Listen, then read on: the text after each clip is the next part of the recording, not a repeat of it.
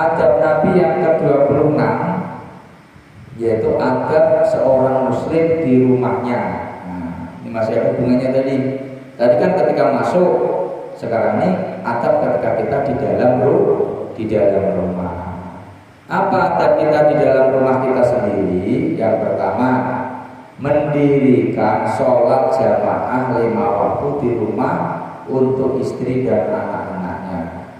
Upayakan, jangan dulu kita ngaku Islam, seumur hidup kita tidak pernah ngajak anak-anak dan istri kita sholat jamaah di rumah.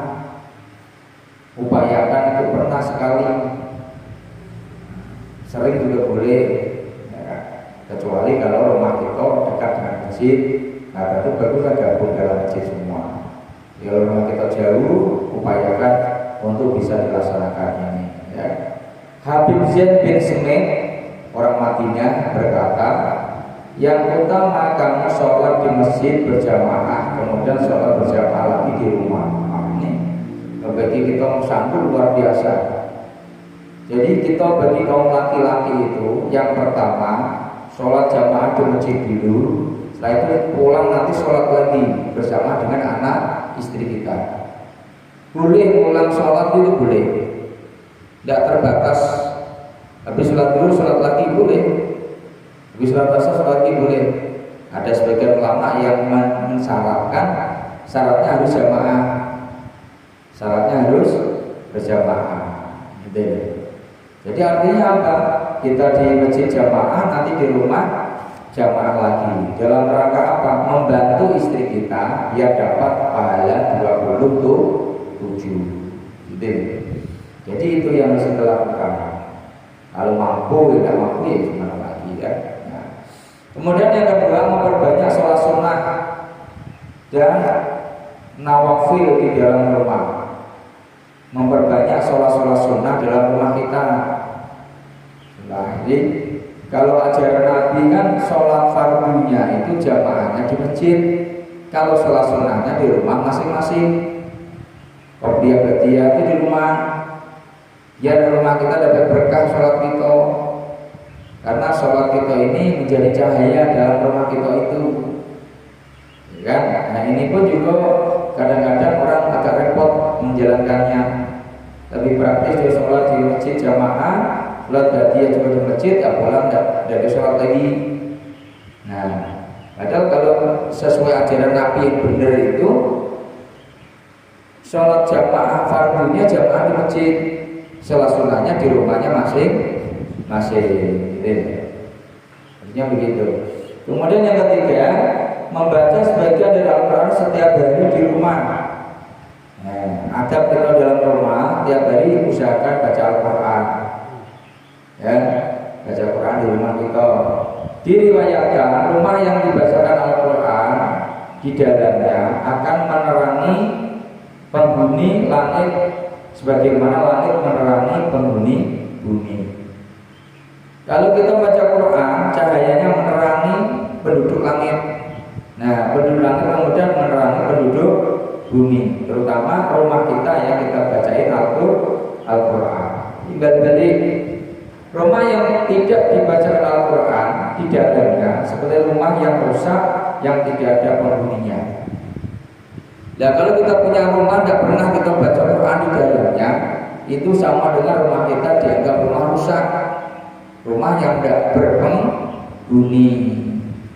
Ya kan, kasihan kita kalau kita tinggal di rumah kita dianggap rumah yang rusak, kita dianggap tidak ada dalam rumah itu. Ya karena tidak pernah baca macam-macam. Kalau kita tidak pernah baca Quran di rumah, berarti kan sama di rumah itu tidak ada penghuninya. Gitu. Tidak terdeteksi oleh alam langit sana bahwa kita bertempat tinggal di situ. Jadi kalau kita di situ baca yasin, ngaji di situ, secara langsung terdeteksi oleh langit bahwa rumah kita ada yang menempati. Bahwa rumah itu telah ditempati, berarti bukan rumah kosong lagi. Oke, rumah yang dibaca Al-Quran akan didatangi malaikat-malaikat dan akan keluar dari situ setan-setan. Kalau Quran kita baca dalam rumah kita, malaikat-malaikat akan masuk, setan-setan yang di situ akan keluar, ya, dan akan meluaskan untuk penghuninya. Rumah serasa luas, serasa nyaman, serasa enak, tenang, tentram. Itu kalau rumah kita sering dibacakan Al-Quran, dan banyak kebaikannya. Dan rumah yang tidak dibacakan Al-Quran, di dalamnya akan didatangi setan-setan, dan malaikat akan keluar dari situ dan akan mempersempit untuk penghuninya dan sedikit kebaikannya. Sebaliknya kalau rumah kita tidak pernah digunakan untuk baca Quran, malaikat di situ pun tidak betah juga. Sudah seminggu tidak pernah baca Quran, malaikat berkabur semua. Ya, kalau malaikat kabur, setannya masuk. Kalau setan tidak masuk dalam rumah itu rumah rasanya sumpek, rasa sempit, pikirannya pendek, tidak ada kelonggaran, isinya marah, emosi, temperamen tinggi, pokoknya semrawut. Kalau rumah tidak pernah digunakan untuk baca Al-Quran, karena setannya yang di situ, bukan malaikat. Yang keempat, meramaikan rumah dengan halaqah ilmu dan zikir, maksudnya kelompok-kelompok ilmu, kelompok-kelompok zikir. Ya, dia harus menunggu kita punya pondok pesantren. Rumah itu kita jadikan seperti budaya di pondok. Habis maghrib, ayo ambil Quran semuanya, ngaji dulu sama-sama. Gitu.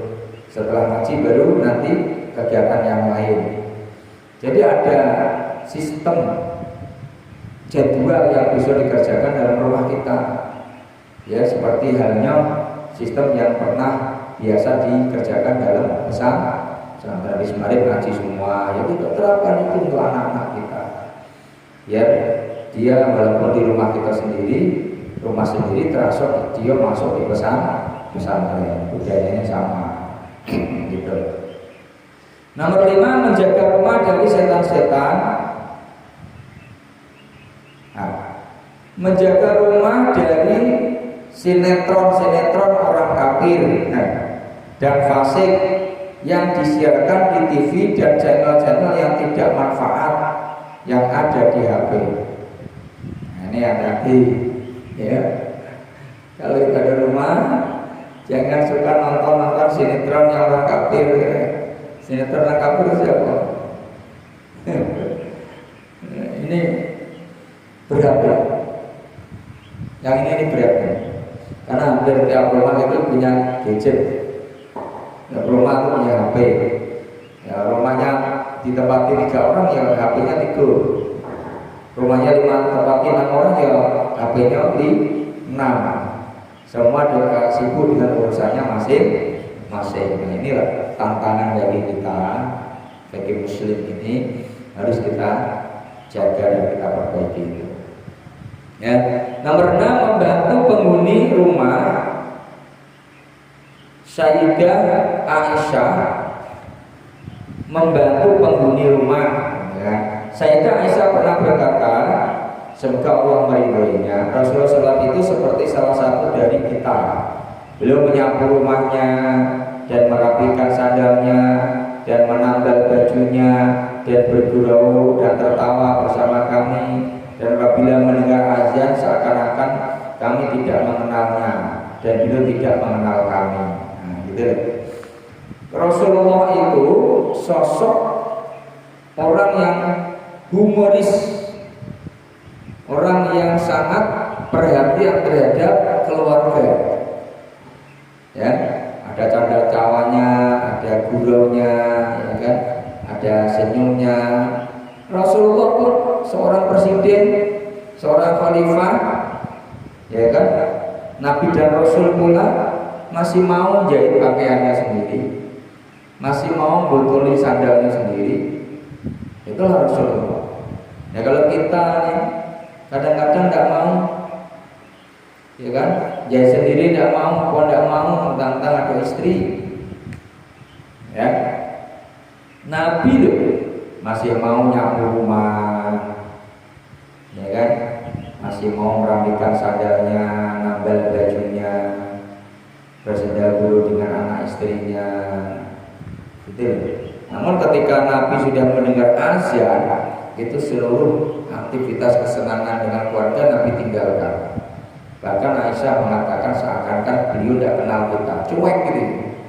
Cuek udah urusan jamaah gitu. Seperti tidak kenal lagi. Nah, itulah hebatnya Rasulullah.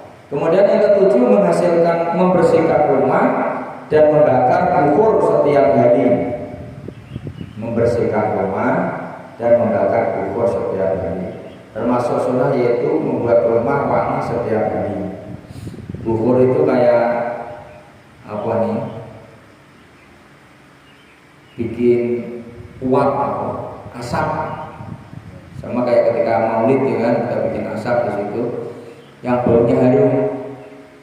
Jadi bukhur itu kan bentuknya seperti asap, baunya harum, menyebar ke seluruh pelosok rumah. Itu katanya tujuannya untuk menghilangkan hawa-hawa negatif dalam rumah kita. Kemudian yang kedelapan, menutup wadah-wadah yang ada di rumah, ya, atau membalikkannya, terutama ketika mau memasuki waktu maghrib. Nah itu pintu-pintu ditutup, jendela ditutup, ya, wadah-wadah yang terbuka ditutup. Menjelang malam biasanya kayak gitu. Kalau diriwayatkan bahwasanya bala turun pada malam hari dan menutup jendela-jendela rumah sebelum maghrib. Karena menurut pendapat riwayat sebagian ulama itu mengatakan kalau bala yang diturunkan Allah itu turunnya di malam hari. Kalau malam hari kita tutup benda, bahkan pakaian kita lipat, ya, bejana-bejana, tempayan-tempayan yang kita punya yang terbuka kita tutup kembali, itu akan membuat berkah kita, berkah yang tidak dihinggapi atau jadikan tempat bersemayamnya setan-setan yang ada, kan? Kemudian yang 9, menghidupkan bangun malam bersama istri dan anak-anak dengan sholat, zikir dan berdoa. Diupayakan sholat malam di rumah kita, ya kan? Nah itulah bentuk kita beradab ketika kita di dalam rumah kita. Kalau dengan rumah itu juga ada adabnya yang harus kita kerjakan agar kita mengikuti bagaimana yang telah diajarkan Rasulullah Shallallahu Alaihi Wasallam.